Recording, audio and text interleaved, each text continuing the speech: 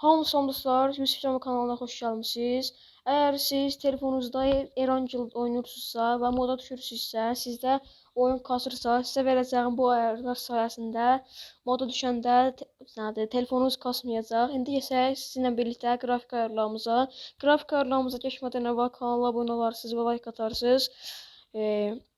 İndi keçək qrafik ayarlarına. Birinci, buradan qrafiklərə girirsiniz.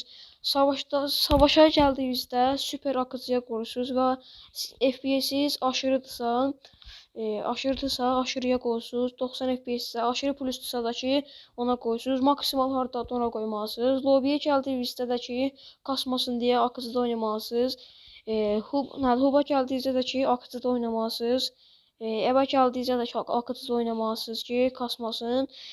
Deməli, verdiyim qrafik ayarlar bu idi və indi sizdə də ki, təkcə telefonunuzun kasmamaq üçün təkcə bu ayarlar bəs eləmir.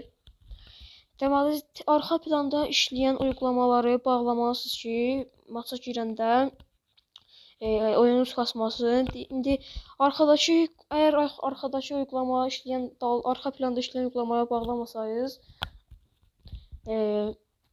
telefonunuzda qızma olar və qızma olanda da ki, telefonda avtomatik olaraq telefon donur və telefon donduğu üçün də ki, siz Erangel oynayanda, moda düşəndə sizdə kasır və siz rütbə kasanmısınız.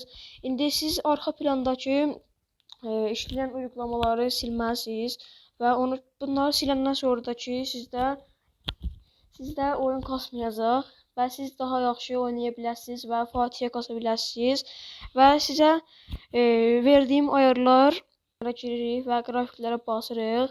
Burada elədiyimiz qrafik ayarları tam da bəs eləməyəcəkdir və bir də burada lobby qrafiki iyiləşdirməni kapatmalısınız. Məndə qapalıdadır. Bir də ki, stili rəngliyə qoymalısınız ki, uzaqdan vuran oyuncunu daha rahat görə biləsiniz. Bir də ki, parlaqlığı da ki,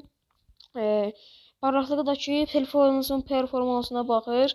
60 FPS eləyəsiniz və belə də 60 FPS kimi oynayasınız və 150% sizə önərirəm. Standart dış ekran üçün arayüzdəki 20-də sizə önərirəm.